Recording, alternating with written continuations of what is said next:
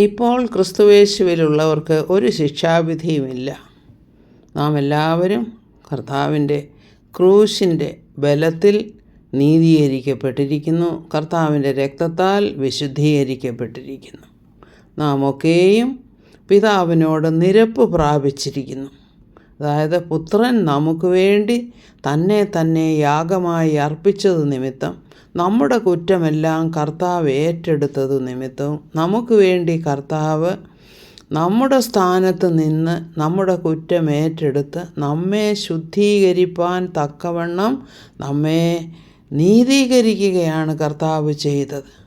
അപ്പോൾ നമുക്ക് ഇനി എന്താണ് ചെയ്യാനുള്ളത്? അപ്പോൾ ഇങ്ങനെ നാം കൃപയാലെ രക്ഷിക്കപ്പെട്ടു എന്ന് പറയുമ്പോൾ ഇനിയും നമ്മുടെ ഈ ലോക ജീവിതത്തിൽ നമുക്ക് തെറ്റൊന്നും ഇനി വരില്ലേ? ഇനി പാപമൊന്നുമില്ലേ? നമ്മൾ പെട്ടെന്ന് വിശുദ്ധന്മാരായി തീർന്ന ഒരവസ്ഥയാണ്. എന്നാൽ നാം എന്താണ് ഇനി അടുത്ത പടിയായി ചെയ്യേണ്ടത്? അപ്പോൾ അവിടെ ആ പറയുന്ന വാക്യം എന്താണെന്ന് വെച്ചാൽ, ഒരുവൻ ക്രിസ്തുവിലായാൽ അവൻ പുതിയ സൃഷ്ടിയാണ്. അതായത് 2 കൊരിന്ത്യർ 5:17 പറയുന്നു, പഴയത് കഴിഞ്ഞുപോയി. അപ്പോൾ നമ്മുടെ ആ പഴയ മനുഷ്യൻ ക്രൂശിക്കപ്പെട്ടിരിക്കുന്നു. അപ്പോൾ കർത്താവ് നമ്മുടെ പാപങ്ങളെ വഹിച്ചുകൊണ്ടാണല്ലോ കാൽവറിയിൽ യാഗമായി തീർന്നത്. എന്നിട്ട് താൻ നിവർത്തീകരിച്ചു. അതായത് നിയമപ്രകാരമുള്ള ശിക്ഷ, നമുക്ക് വരേണ്ടിയിരുന്ന ശിക്ഷ കർത്താവ് ഏറ്റെടുത്തുവെന്നും നാം മനസ്സിലാക്കി. ഇനി മനസ്സിലാക്കിയപ്പോൾ നമ്മുടെ ഉള്ളിൽ ദൈവത്തോടുള്ള സ്നേഹം, നന്ദി ഇവയൊക്കെയും ഉണ്ടാകുകയാണ്. നാം നമ്മെ തന്നെ കർത്താവിന് സമർപ്പിക്കുകയാണ് ചെയ്യുന്നത്. പരിശുദ്ധാത്മാവ് നമ്മെ മുദ്രയിടുകയും ചെയ്തു. അതായത് ആ സ്വർഗത്തിൻ്റെ ആ മുദ്ര നമ്മുടെ മേൽ വീണിരിക്കുന്നു. നാം രക്ഷിക്കപ്പെട്ടിരിക്കുന്നു. ഇനി നമുക്കെന്താണ് ചെയ്യേണ്ടത്? പൗലോസ് അപ്പോസ്തലൻ പലയിടത്തും പറയുന്ന ഒരു കാര്യമുണ്ട്. ആകയാൽ സമാധാനത്തിൻ്റെ ദൈവം തന്നെ നിങ്ങളെ മുഴുവൻ ശുദ്ധീകരിക്കുമാറാകട്ടെ. കാരണം എന്തുകൊണ്ടാണ് അത്? 1 തെസ്സലോനിയൻസ് ചാപ്റ്റർ 5:23 ആണ് ഞാൻ വായിച്ചത്. സമാധാനത്തിൻ്റെ ദൈവം തന്നെ നിങ്ങളെ മുഴുവൻ ശുദ്ധീകരിക്കുമാറാകട്ടെ. കാരണം നമുക്ക് തന്നെത്താനെ ശുദ്ധീകരിക്കാനുള്ള പ്രാപ്തിയില്ല. അതുകൊണ്ടാണ്. അപ്പോൾ കർത്താവിൻ്റെ പരിശുദ്ധാത്മാവ് നമ്മിൽ വസിച്ചുകൊണ്ട് നമ്മെ ശുദ്ധീകരിക്കുകയാണ് ചെയ്യുന്നത്. അതായത് നാം ക്രിസ്തുവിലായി തീരുമ്പോൾ ക്രിസ്തുവിൻ്റെ ആത്മാവാണ് നമ്മെ ഭരിക്കുന്നത്. അപ്പോൾ ക്രിസ്തുവിൻ്റെ ആത്മാവില്ലാത്തവൻ അവനുള്ളവനല്ല എന്ന് റോമാലേഖനം 8:9 പറയുന്നു. അപ്പോൾ നമ്മെ ഭരിക്കുന്നതിനി ആരാണ്?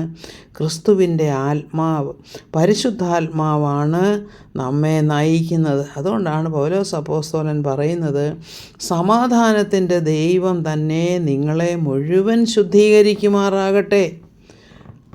നിങ്ങളുടെ ആത്മാവും പ്രാണനും ദേഹവും അശേഷം നമ്മുടെ കർത്താവായ യേശു ക്രിസ്തുവിൻ്റെ പ്രത്യക്ഷതയിൽ അനിന്ദ്യമായി വെളിപ്പെടും വണ്ണം കാക്കപ്പെടുമാറാകട്ടെ എന്ന് പറയുന്നു. അപ്പോഴവിടെ 3 കാര്യങ്ങൾ പ്രത്യേകമായിട്ട് പറയുന്നുണ്ട്. നമ്മുടെ ആത്മാവ്, നമ്മുടെ പ്രാണൻ അതായത് ദേഹി, പിന്നെ നമ്മുടെ ശരീരം.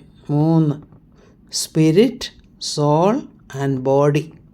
അപ്പം സ്പിരിറ്റ് എന്ന് പറയുന്നത് ആ ദൈവത്തോടുള്ള ആ വിധേയത്വമുള്ള ആത്മാവാണ് എപ്പോഴും നമ്മുടെ സ്പിരിറ്റ് എന്ന് പറയുന്നത്. ബോഡി എന്ന് വെച്ചാൽ നമ്മുടെ ശരീരം, that belongs to this world. അപ്പോൾ ഇവിടുത്തെ ഭൂമിക്ക് ഉള്ള അതാണ് ശരീരമെന്ന് പറയുന്നത്. എന്നാൽ ആ ശരീരവും കാക്കപ്പെടണം. എന്നാൽ ഈ ശരീരത്തെയും നമ്മുടെ ആത്മാവിനെയും തമ്മിൽ അതിനിടയ്ക്ക് നിൽക്കുന്ന അതായത് നമ്മെ നിയന്ത്രിക്കുന്ന നമ്മുടെ ഇച്ഛാശക്തി, നമ്മുടെ വികാരങ്ങൾ, വിചാരങ്ങൾ, ഇവയൊക്കെയുമുള്ള ഭാഗമാണ് നമ്മുടെ സോൾ എന്ന് പറയുന്നത്. ദേഹം, ദേഹി, ആത്മാവ്. ദേഹി എന്ന് പറയുന്നതാണ് ഈ സോൾ എന്ന് പറയുന്നത്. ആത്മാവ് സ്പിരിറ്റ് നമുക്കറിയാം, ദേഹം നമ്മുടെ ശരീരം. അപ്പോൾ ഈ 3 കർത്താവിന് വേണ്ടി കർത്താവിൻ്റെ പ്രത്യക്ഷതയിൽ അനിന്ദ്യമായി വെളിപ്പെടും വണ്ണം കാക്കപ്പെടുമാറാകട്ടെ. കാരണം ഇത് മൂന്നും കർത്താവിന് വേണ്ടി വിശുദ്ധിയോടെ നാം സൂക്ഷിക്കണമെന്നുള്ളതാണ് ഇവിടെ പറയുന്നത്. അത് നമ്മെക്കൊണ്ട് തനിയെ സാധ്യമാണോ? അല്ല. ആദ്യം ഇവിടെ പറയുന്നത് തന്നെ സമാധാനത്തിൻ്റെ ദൈവം തന്നെ നിങ്ങളെ ശുദ്ധീകരിക്കുമാറാകട്ടെ. അതായത് നിങ്ങളിലൊരു നല്ല പ്രവൃത്തി ആരംഭിച്ചവൻ കർത്താവിൻ്റെ നാളോളം, യേശുക്രിസ്തുവിൻ്റെ നാളോളം അതിനെ സൂക്ഷിക്കുമാറാകട്ടെ. നല്ല പ്രവൃത്തി എന്താണ് ആരംഭിച്ചത്? നാം ക്രിസ്തുവിൽ വിശ്വസിച്ചു, വിശ്വാസത്താലേ നാം രക്ഷിക്കപ്പെട്ടു, നാം ക്രിസ്തുവിനുള്ളവരായി തീർന്നു. അപ്പോൾ ഇനി ബാക്കി ചെയ്യേണ്ടത് ആരാണ്? ക്രിസ്തു നമ്മിൽ വസിച്ചുകൊണ്ട് നമ്മുടെ ആത്മാവിനെയും നമ്മുടെ ദേഹിയെയും നമ്മുടെ ശരീരത്തെയും നാൾക്ക് നാൾ കർത്താവിന് വേണ്ടി വിശുദ്ധീകരിച്ച് ബലപ്പെടുത്തിക്കൊണ്ടിരിക്കണം. ഇതാണ് പൗലോസ് അപ്പോസ്തലൻ പറയുന്നത്. അല്ലാതെ നാം രക്ഷിക്കപ്പെട്ടു എന്ന് വെച്ചിട്ട് നാം ഇഷ്ടം പോലെ ജീവിക്കാമെന്നുള്ളതല്ല അതിൻ്റെ അർത്ഥം. നാം ദൈവമക്കളായി തീർന്നപ്പോൾ നമുക്ക് വാഗ്ദത്തങ്ങൾ പലതുണ്ട്. 2 കൊരിന്ത്യർ 1:20 പറയുന്നു, അവൻ അനേക വാഗ്ദത്തങ്ങൾ നമുക്ക് തന്നിട്ടുണ്ട്. There are so many promises. ആ പ്രോമിസസിൻ്റെ എല്ലാം മറുപടി എന്താണ്? ഉവ്വ് ഉവ്വ് എന്ന് തന്നെയാണ്. അതായത് കർത്താവ് ഒരു വാഗ്ദത്തം, സ്വർഗത്തിലെ സകല ആത്മീയ അനുഗ്രഹങ്ങളാലും നമ്മെ കർത്താവ് അനുഗ്രഹിച്ചിരിക്കുകയാണ്. നാം കർത്താവിൻ്റെ മക്കളായി തീർന്നിരിക്കുകയാണ്. നാം സ്വർഗത്തിലെ പൗരന്മാരായി തീർന്നിരിക്കുകയാണ്. അപ്പോൾ നമ്മൾക്കൊരു പൗരന് അല്ലെങ്കിൽ ഒരു മകന് പല അധികാരങ്ങളുണ്ട്. ഈ അധികാരങ്ങളൊക്കെ ഉള്ളത് കൊണ്ട് നാം മക്കളെ പോലെ, നമ്മൾ പൗരന്മാരെ പോലെ, അല്ലെങ്കിൽ പൗലോസ് അപ്പോസ്തലൻ പറയുന്നത് പോലെ അംബാസഡേഴ്സായിട്ട്, ദൈവരാജ്യത്തിൻ്റെ അംബാസഡേഴ്സായിട്ട് നമ്മൾ ജീവിക്കുമ്പോൾ നമ്മുടെ രാജ്യത്തിന് ചേർന്ന വിധമുള്ള സ്വഭാവമായിരിക്കണം നമ്മളിലുള്ളത്. അല്ലെങ്കിൽ നമ്മൾ അംബാസഡർ എന്ന് പറയാനൊക്കത്തില്ല, നമ്മൾ പ്രതിനിധി എന്ന് പറയാനൊക്കുകയില്ല. അംബാസഡർ എന്ന് പറയുന്നത് വലിയ ഒരു പൊസിഷനാണ്. ഒരു രാജ്യത്തെ നാം പ്രതിനിധീകരിക്കുകയാണ്, ദൈവരാജ്യത്തെ നാം പ്രതിനിധീകരിക്കുകയാണ്. അപ്പോൾ ദൈവരാജ്യത്തെ നാം പ്രതിനിധീകരിക്കുമ്പോൾ, അല്ലെങ്കിൽ സ്വർഗരാജ്യത്തെ നാം പ്രതിനിധീകരിക്കുമ്പോൾ, സ്വർഗത്തിലെ പൗരന്മാരായ നാം സ്വർഗത്തിൻ്റെ നിയമമനുസരിച്ചെന്നാൽ ന്യായപ്രമാണം എന്നുള്ളതല്ല. ന്യായപ്രമാണം നമുക്ക് പാപത്തിൻ്റെ ബോധം വരുത്തുന്നു, അത് നമുക്കറിയാം.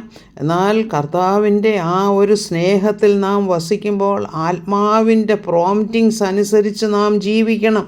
അതുകൊണ്ടാണ് ഇവിടെ 2 കൊരിന്ത്യർ 7:1 പറയുന്നത്, പ്രിയമുള്ളവരെ, വാഗ്ദത്തങ്ങൾ നമുക്കുള്ളത് കൊണ്ട് നാം ജഡത്തിലെയും ആത്മാവിലെയും സകല കന്മഷവും നീക്കി നമ്മെ തന്നെ വെടിപ്പാക്കി ദൈവഭയത്തിൽ വിശുദ്ധിയെ തികച്ചുകൊള്ളുക. അതാണ് നമ്മൾ രക്ഷിക്കപ്പെട്ടു എന്ന് പറഞ്ഞുകൊണ്ട് എല്ലാം തീർന്നില്ല. അന്ന് നമ്മുടെ വിശുദ്ധിയുടെ ജീവിതം ആരംഭിക്കുകയാണ്.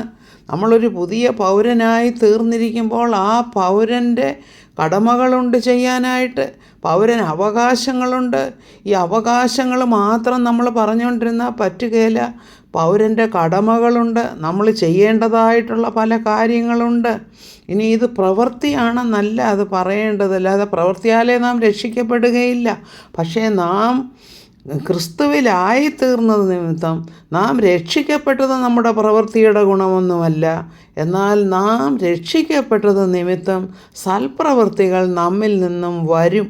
അത് നാച്ചുറലായിട്ടുള്ള ഒരു കാര്യമാണ്. അത് കാരണം നമ്മൾ ആ സ്വർഗത്തിലെ പൗരന്മാരായി തീരുമ്പോൾ സ്വർഗത്തിലെ പൗരന്മാരുടെ ആ ഡിഗ്നിറ്റിയിൽ വേണം നമ്മൾ നടക്കുവാനും ജീവിക്കുവാനും സംസാരിക്കുവാനും എല്ലാം. അതുകൊണ്ടാണ് ഇവിടെ പറയുന്നത്, സകല കന്മഷവും നീക്കി നമ്മെ തന്നെ വെടിപ്പാക്കി ദൈവഭയത്തിൽ വിശുദ്ധിയെ തികച്ചുകൊള്ളുക എന്നുള്ളത്. അപ്പം വിശുദ്ധിയെ തികച്ചുകൊള്ളുക എന്ന് വെച്ചാൽ നമ്മൾ ഇംഗ്ലീഷിൽ സാങ്ക്ടിഫിക്കേഷൻ എന്ന് പറയും. നാൾതോറും നമ്മുടെ ആ ജീവിതം മുഴുവനും വിശുദ്ധിയിൽ നിന്നും വിശുദ്ധിയിലേക്ക്. അപ്പോൾ പിന്നെ ചോദിക്കും, അപ്പോൾ പിന്നെ നമ്മളങ്ങ് വിശുദ്ധന്മാരായി തീർന്നില്ലേ? വിശുദ്ധന്മാരായി തീർന്നു. എന്നാലും മനുഷ്യ സ്വഭാവം നമ്മളിലുള്ളതുകൊണ്ട് ചിലപ്പോഴൊക്കെയും വീഴാനായിട്ടുള്ള ആ ഒരു ചാൻസ് ഉണ്ട് നമുക്ക്. അതുകൊണ്ടാണ് ഇതിനെക്കുറിച്ച് കൂടുതൽ ആ പ്രയോറിറ്റി കൊടുത്ത്, പ്രാധാന്യം കൊടുത്ത് പൗലോസ് അപ്പോസ്തലൻ 1 കൊരിന്ത്യർ 6-ാം അധ്യായത്തിലും ഇതിനെക്കുറിച്ച് തന്നെ പറയുന്നുണ്ട്. നാം എന്തൊക്കെ കാര്യങ്ങൾ നമ്മൾ സൂക്ഷിക്കണം, നമ്മൾ എന്തൊക്കെ തെറ്റുകൾ അല്ലെങ്കിൽ പാപത്തെ വെറുക്കണം എന്നൊക്കെയുള്ള കാര്യങ്ങൾ. ഇവിടെ എന്താ എഴുതിയേക്കുന്നത്? 1 തെസ്സലോനിയർ 4:3 മുതൽ 8 വരെയുള്ള വാക്യങ്ങൾ, ദൈവത്തിൻ്റെ ഇഷ്ടമോ നിങ്ങളുടെ ശുദ്ധീകരണം തന്നെ. കാരണം നമ്മൾ നാൾതോറും നമ്മളെ തന്നെ ശുദ്ധീകരിച്ച് മുന്നോട്ട് പോകണം.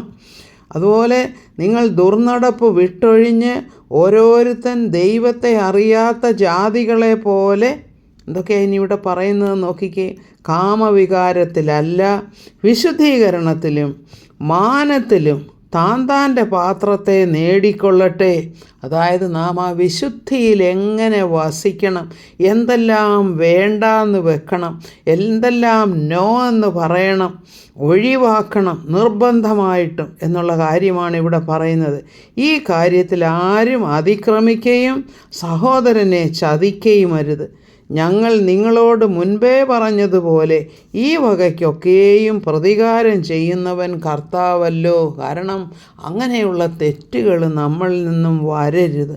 പിന്നീടുള്ള വാക്യം നോക്കിക്കേ, ദൈവം നമ്മെ അശുദ്ധിക്കല്ല വിശുദ്ധീകരണത്തിന് അത്രേ വിളിച്ചത്. ആകയാൽ തുച്ഛീകരിക്കുന്നവൻ മനുഷ്യനെ അല്ല, തൻ്റെ പരിശുദ്ധാത്മാവിനെ നിങ്ങൾക്ക് തരുന്ന ദൈവത്തെ തന്നെ തുച്ഛീകരിക്കുന്നു.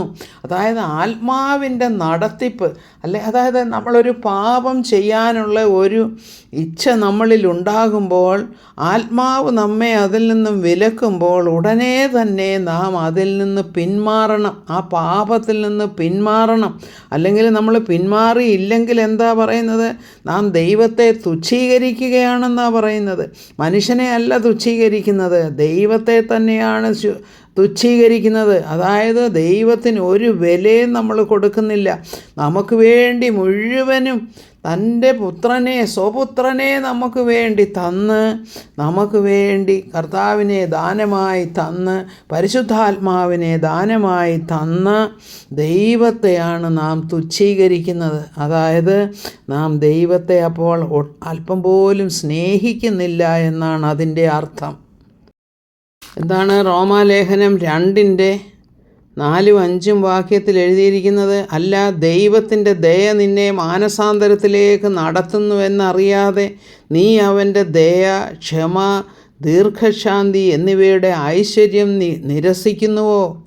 എന്നാൽ നിൻ്റെ കാഠിന്യത്താലും അനുതാപമില്ലാത്ത ഹൃദയത്താലും നീ ദൈവത്തിൻ്റെ നീതിയുള്ള വിധി വെളിപ്പെടുന്ന കോപ ദിവസത്തേക്ക് നിനക്ക് തന്നെ കോപം ചരതിച്ചു വയ്ക്കുന്നു. എന്താ ഇതിൻ്റെ അർത്ഥം? ദൈവം നമ്മളെ, കാരണം തെറ്റ് ചെയ്യും, കാരണം മനുഷ്യ സ്വഭാവമാണ്.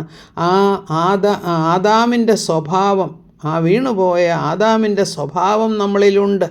അപ്പോൾ നമ്മൾ ആ തെറ്റിൽ നിന്നും പിന്മാറിയില്ലെങ്കിൽ എന്താണ്?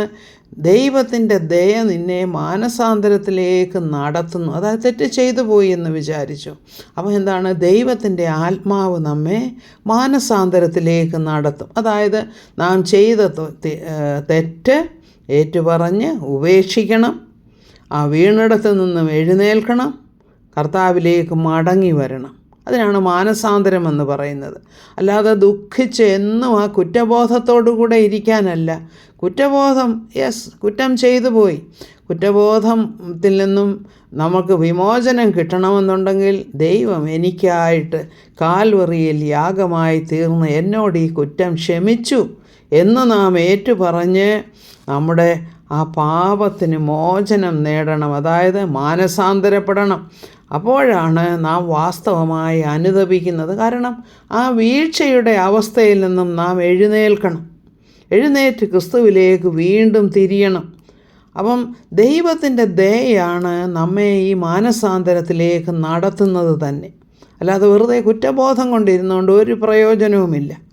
അത് നമുക്ക് കൂടുതൽ പ്രയാസമുണ്ടാക്കുകയുള്ളൂ. അപ്പോൾ ഇത് നമ്മെ മാനസാന്തരത്തിലേക്ക് നടത്തുന്നു. എന്നാൽ ഈ മാനസാന്തരം നടത്തുന്നതും കർത്താവാണെന്ന് അറിഞ്ഞില്ലെങ്കിൽ നാം എന്താ ചെയ്യുന്നത്?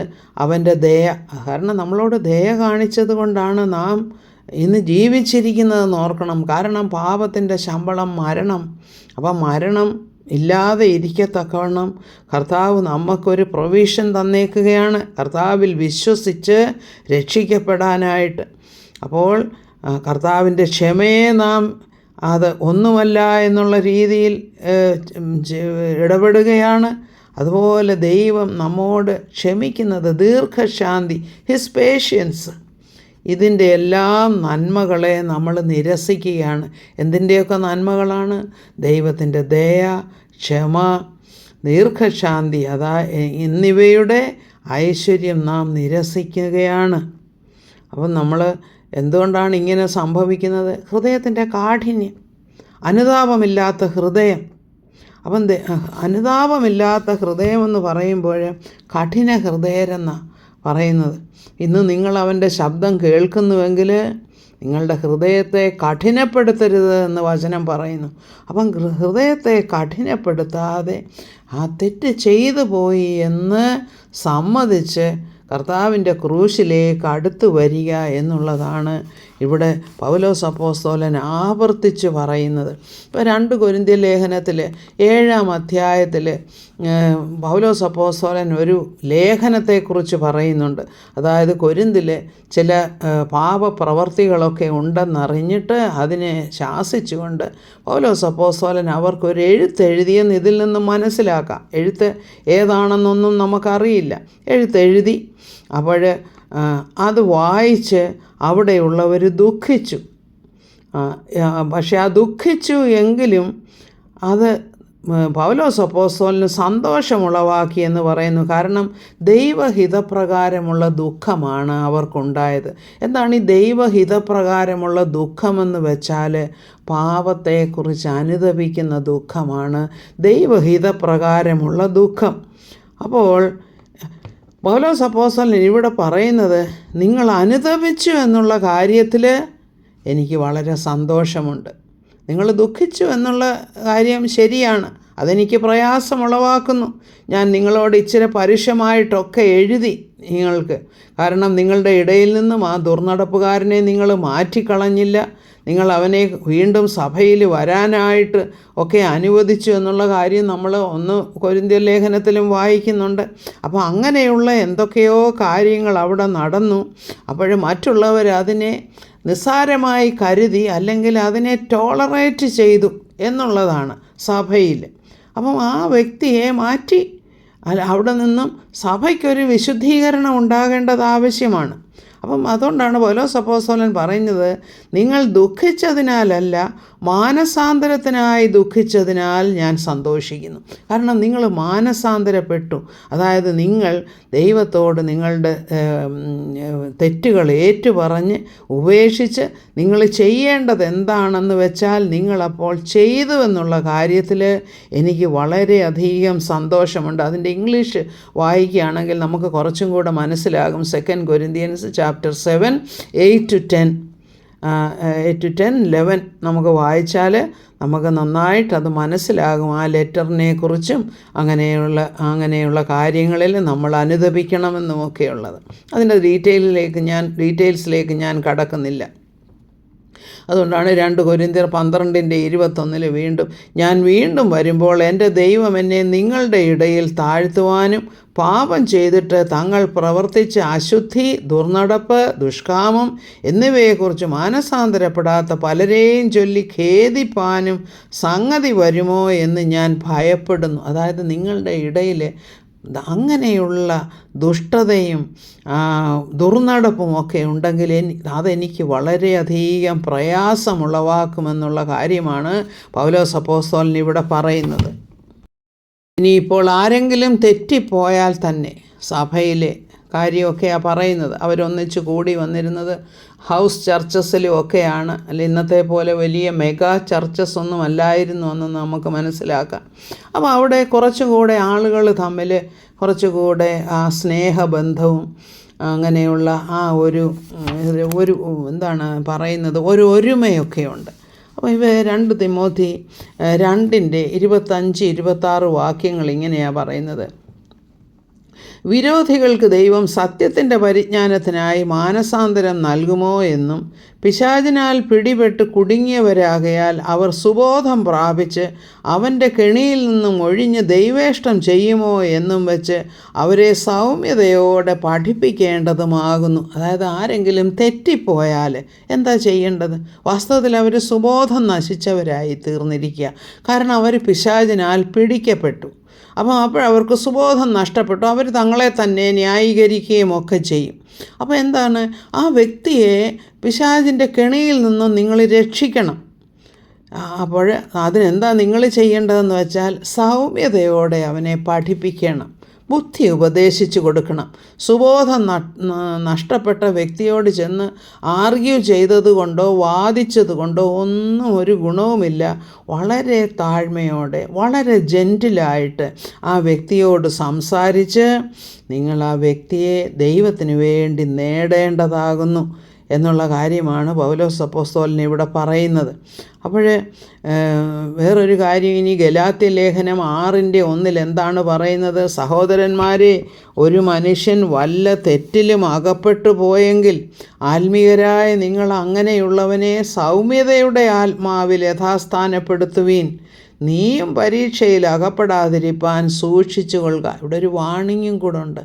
അപ്പോൾ എന്താണ്, ഒരു വ്യക്തിയെ നിങ്ങൾ ഉപദേശിക്കുക. അപ്പോൾ ഉപദേശിക്കാനായിട്ട് ആ വ്യക്തിയുടെ അടുത്ത് പോകുകയും വരികയും സംസാരിക്കുകയും ഒക്കെ വേണം.